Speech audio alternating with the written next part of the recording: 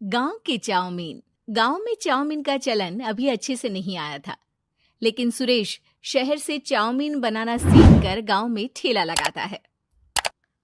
अरे ये केचुआ है क्या भैया?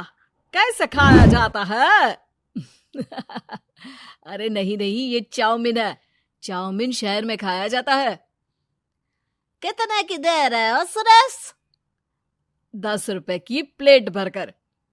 तभी वहां शहर से पढ़ा एक लड़का आता है। जरा एक प्लेट चाउमीन तो देना। सुरेश उसे चाउमीन देता है। उसे चाउमीन खाता देख गांव वाले भी उससे चाउमीन ले लेते हैं और खाने लगते हैं। अरे वाह सुरेश भैया, कमाल की बनाए हो। 2 प्लेट मेरे बच्चों के लिए भी पैक कर दो। बस फिर क्या था, सुरेश का ठेला लगता है और चाउमीन खरीदने वालों की लाइन लग जाती है। तभी वहां से गांव का साहूकार होकर गुजरता है। और ये क्या भीड़ लगी है? लगता है झगड़ा हो गया है गांव में। चलूं मैं अभी तो मजे ले लूं। अरे कहाँ है, इतनी भीड़ लगी है यहाँ? लड़ाई हो गई है क्या? अरे साहूकार साहब, ना ना ना, कोई लड़ाई ना हुई है। ये तो सुरेश की दुकान है चाउमीन की।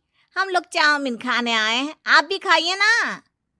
साहूकार चाउमीन खाता है और सुरेश की तरफ देखता है, जो सारे दिन के पैसे गिन रहा होता है। अरे सुरेश, क्या लागत है इस काम की?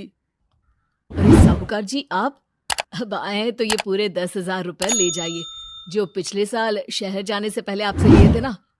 लागत तो क्या कहे, जो आपने दिया था उसी में सीखा भी है और दुकान भी खोल ली। अरे पैसे इतने जल्दी क्या जरूरत थी? कैसे जरूरत नहीं थी साहूकार जी, इतना मोटा ब्याज कहाँ से भरते। साहूकार को अब सुरेश की दुकान को हड़पने की लालच आ जाती है। नाना करते ये सारे दिन में 500 रुपए कमा ही लेता है। अरे गांव में ये ऐसे ही कमाता रहा तो कहीं ब्याज का काम ना शुरू कर दे। अरे भैया, कोई ना कोई जुगाड़ तो करना पड़ेगा। अब साहूकार घर आ जाता है और अपनी बीवी को सारी बात बताता है। हाँ जी, ये तो मैंने भी सुना है कि सुरेश के हाथ की चाउमीन नहीं खाई तो कुछ नहीं खाया। अरे हाँ हाँ, सही ही कहते हैं। मैं अभी खा कर ही आ रहा हूँ। अरे भाग्यवान है, कितना अच्छा हो ना अगर वो पैसा हम लोगों को मिल जाए। क्यों? हैं? हाँ, वो तो है, लेकिन कैसे? हम लोगों को तो चाउमीन बनाना आता ही नहीं है। साहूकार और उसकी बीवी अब रोज चुपके से सुरेश के घर जाते हैं और खिड़की से उसे चाउमीन बनाते देखते। अब क्या था, दोनों को चाउमीन बनाना आ जाता है। फिर एक रोज, और सुरेंद्र, तुझे साहूकारनी ने बुलाया था। बोल रही थी कि बेटे के जन्मदिन में 10 किलो चाउमीन का ऑर्डर देना है। बना दोगे ना?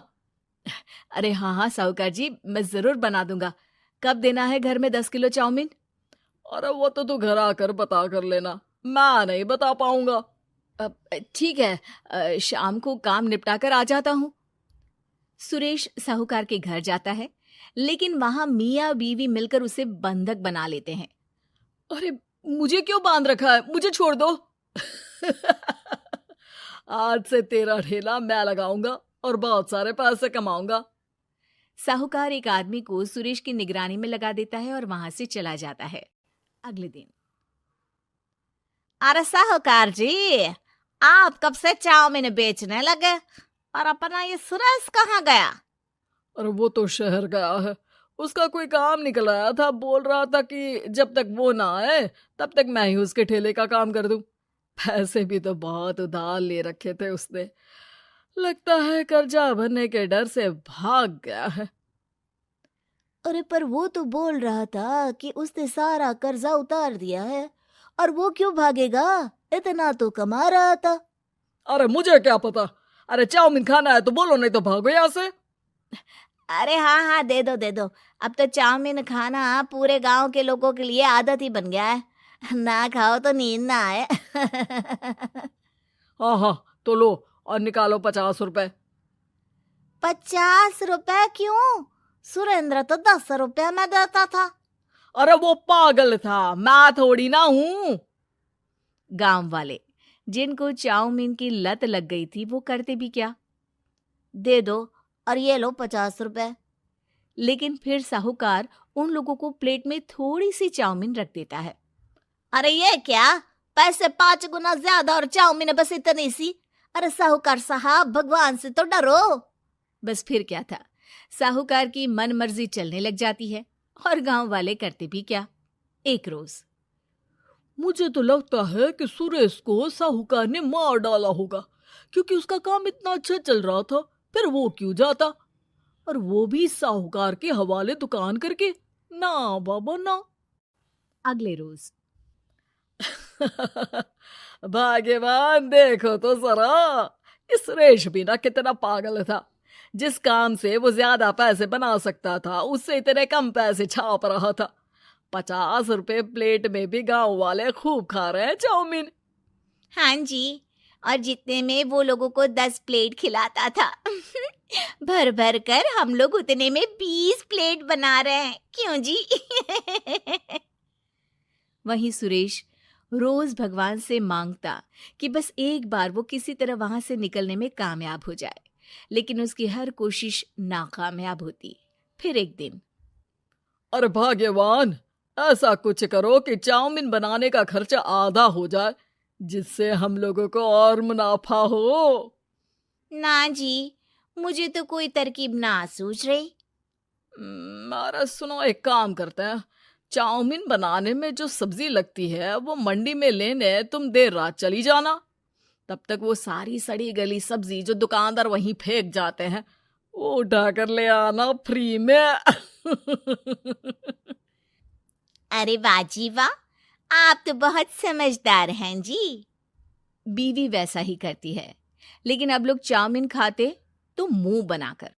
फिर एक बार, अरे राम राम राम, ये पेट में दर्द काहे हो रहा है? आई, आई, आई, आई, आई। हाय रे हाय, मेरा भी पेट दर्द के मारे फटा जा रहा है।